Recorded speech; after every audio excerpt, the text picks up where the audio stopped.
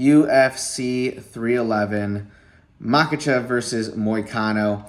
There's a reason we film these videos on Fridays. It's because I'm trying to gather as much information as possible. Everything is taken into consideration. Got to pay attention to the weigh-ins. And sometimes we got a brand new main event that we got to break down. That's what happened here. Obviously, Arman Tsarukyan was slated to have his rematch with Islam Makhachev. I would have absolutely loved to see this fight. Wasn't in the cards. The back injury forced him to pull out. But we got Money Moicano stepping up. And honestly, Islam stepping up as well. He didn't really have to take this fight on short notice so that we can still get the lightweight belt up for contention tomorrow. So let's go through and break down these fights. A lot of fun ones here. Let's get right into it. First, it's Tagir Ulanbekov versus Clayton Carpenter. Carpenter's undefeated 8-0, looked really good in all of his UFC fights. He's got a couple of submission wins under his belt. Really strong grappling. I think the guy's just physically strong, was able to kind of impose his wrestling on all the guys that he's faced. Gotten a couple rear nakeds. I like how he's really aggressive in top position as well. He's looking to deal damage. Really big step up in competition here versus Ulanbekov, a guy who's been around the block, been in the UFC for 5-6 years. So it's going to be a good litmus test for just how good Clayton Carpenter is. This feels like a little bit much too quick, although I really like Carpenter's prospects. Ulanbekov is just going to be a handful. I think he wins by decision here. Leans on his experience, but Carpenter, I'm really excited about this guy in the future. Next up, bantamweight fight is Ricky Turcios taking on Bernardo Sopaj. Turcios won the Ultimate Fighter a couple seasons back. Hasn't done a whole lot in the UFC since.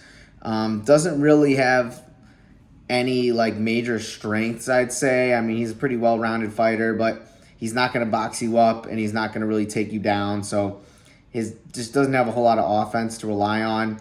I like Sopaj. Obviously, he got KO'd viciously in his debut, but he was looking really good in that fight up to that point.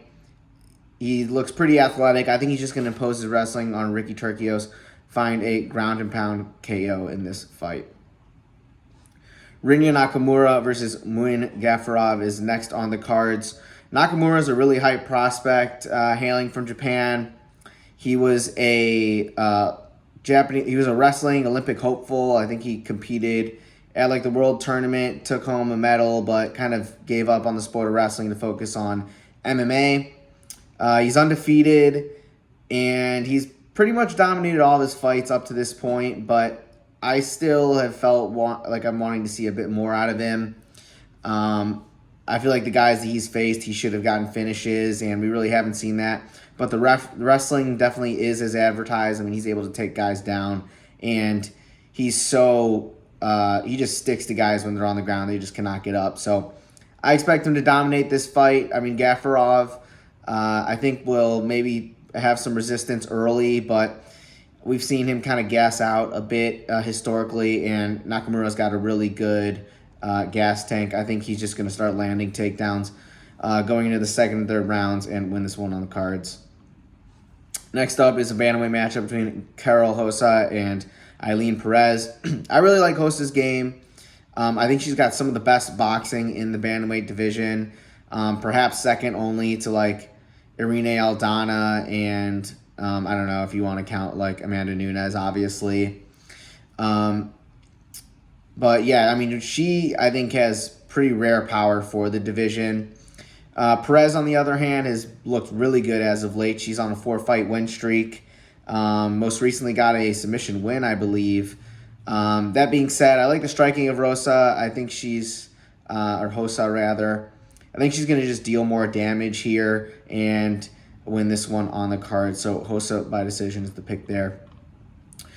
Grant Dawson versus Diego Ferreira in the lightweight division is up next. Ferreira kind of stunned Mateusz Rebecki in their fight last year.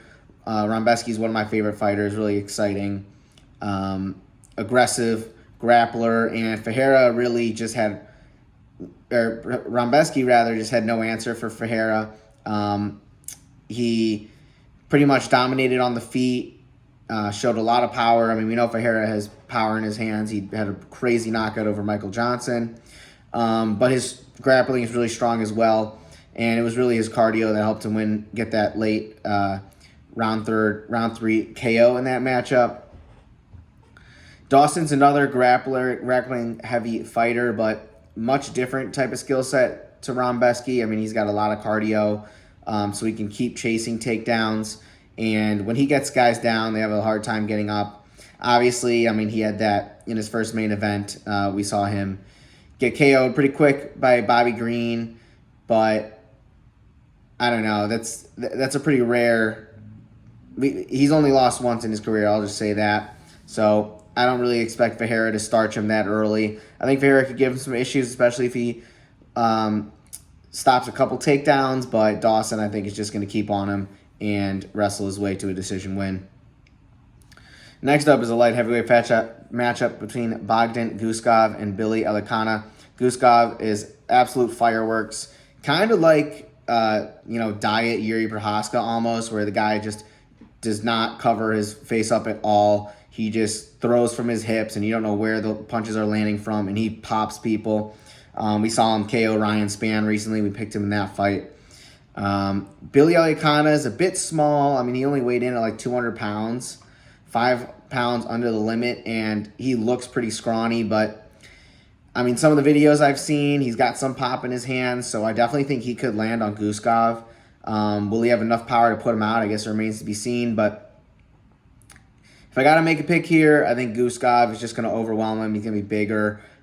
He's got like twice the amount of professional fights that Billy Elekana does, and he's proven he can do it at a high level in the UFC. So we're taking Guskov by KO. He was slated to fight Johnny Walker. I would have absolutely hammered Guskov by KO there. Elekana, on the other hand, I'm still liking Guskov's odds, but I think Elekana could sneaky land a right hook or something and put Guskov out. But yeah, that would shock me still. Next up is Zachary Reese taking on Azamat Bekoev. Bekoev is making his UFC debut here. He's got a few LFA fights. He did fight Dylan Budka, who's been in the UFC, not had too much success, but is a UFC caliber guy. Won that fight, although it was definitely close.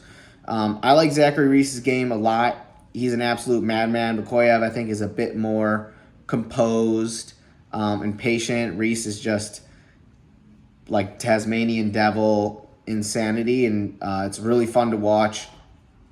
Reese is going to have a big height advantage here, and I don't know, I'm watching film for Bekoev, like nothing really stood out to me like, oh, he does this super well. Reese, he's 2-1 in the UFC. I don't know, I'm liking his odds here. He's an underdog, but I think the height could give Bekoev issues. I think the striking could be a lot to deal with. We're going to take Reese doing this one by decision. Next up, it is our main event of the prelims. It is Payton Talbott taking on Raoni Barcelos.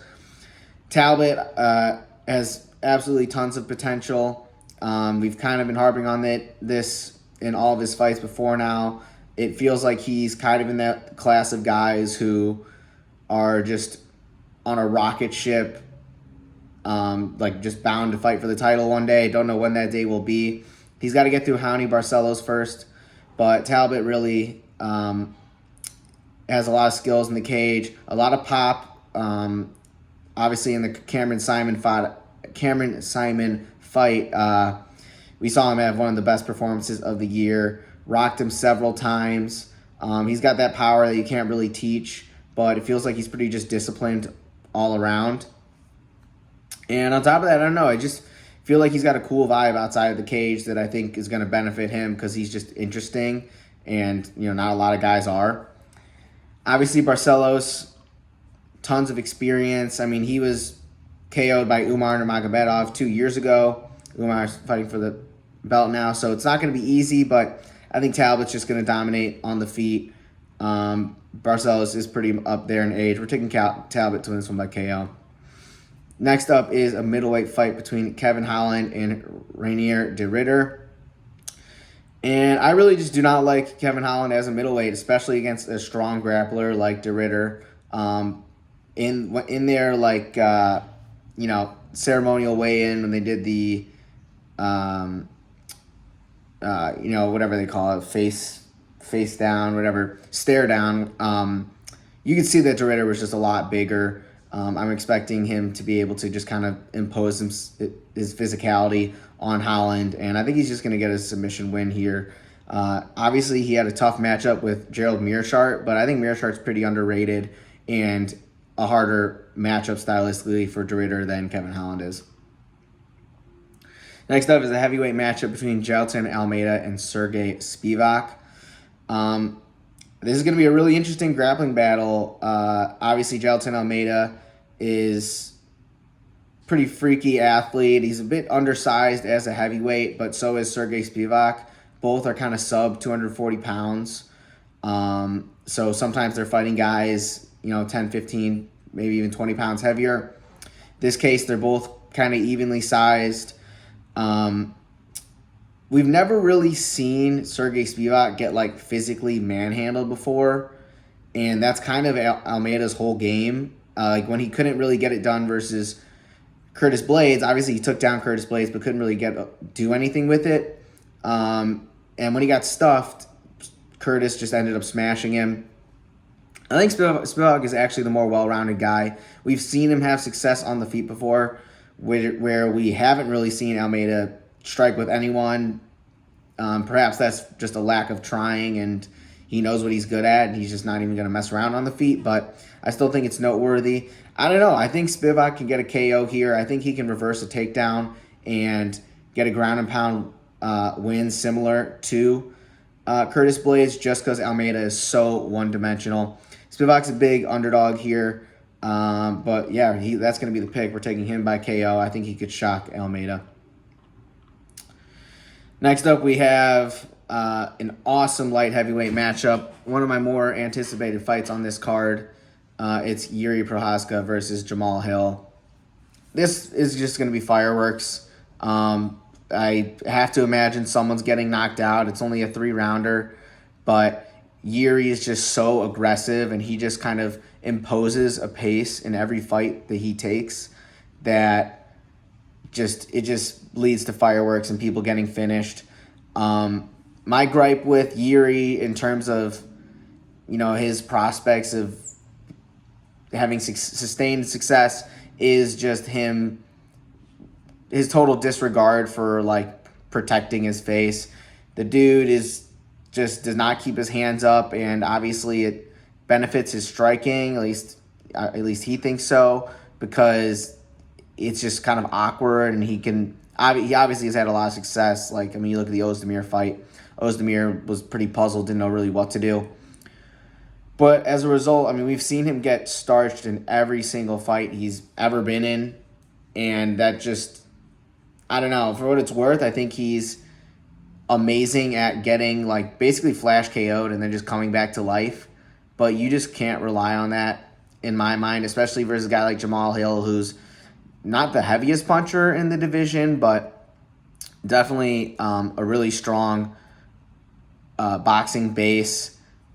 And, all these guys have the power to put each other out when you're talking about the top of the light heavyweight division. So I just think Jamal is going to land first. He's going to land hard, rock Yuri, and find the KO. So Jamal Hill by KO is going to be the pick there. Should be a good one. Our co-main event is for the bantamweight belt. It's Merab Dvalishvili taking on Umar Nurmagomedov. Obviously, it was pretty much a foregone conclusion that Umar would find himself fighting for the title. It was pretty much just a matter of when and against who.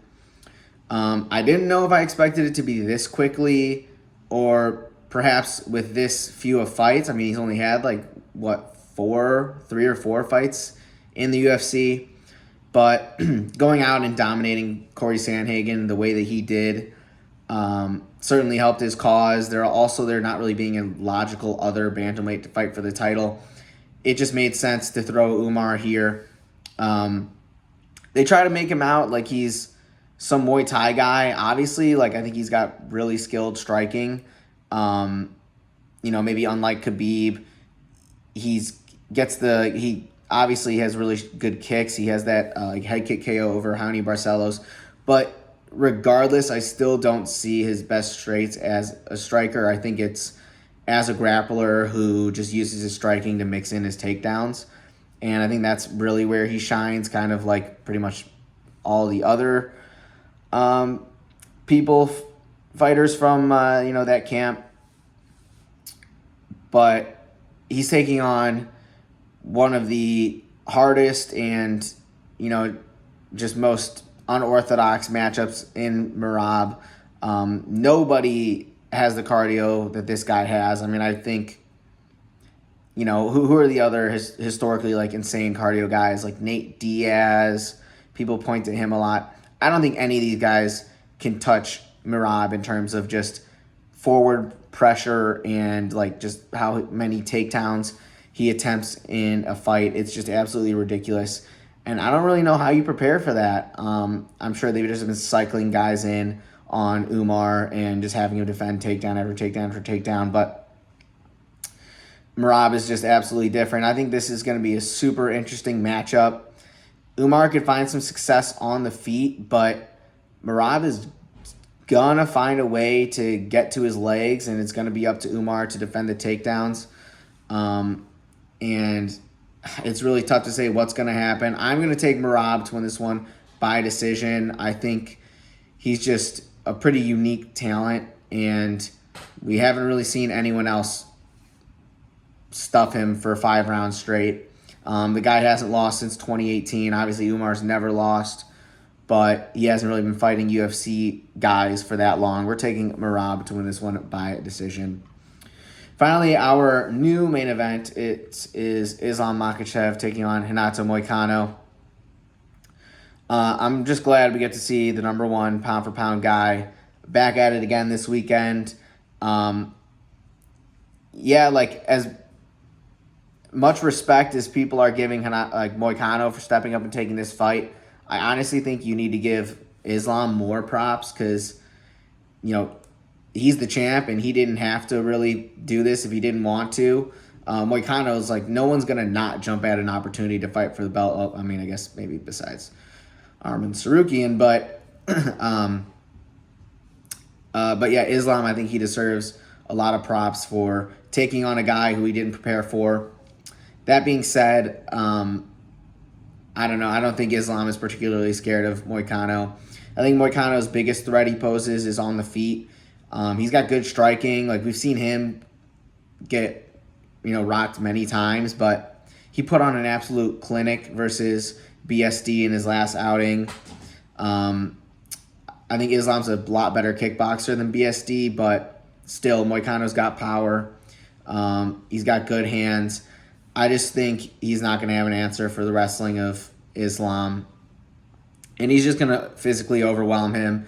Obviously, Moicano is coming in with a different skill set than Sarukian. Sarukian is a much stronger wrestler, but I think Moicano's a lot more comfortable fighting off of his back. That being said, you don't want to be comfortable fighting off of your back against a guy like Makhachev because you're not going to submit him. It's just not going to happen, especially off your back. And he's so good with his arm triangles and stuff. I mean, we saw what he did to Oliveira, and I don't think Moicano is near Oliveira's level on the ground or on the feet for that matter. I think Islam is going to find a submission in this one. We'll say second round. That is the breakdown. Thank you for watching. Like and subscribe, and we'll catch you on the next one. First pay-per-view of 2025 coming up here. Can't wait.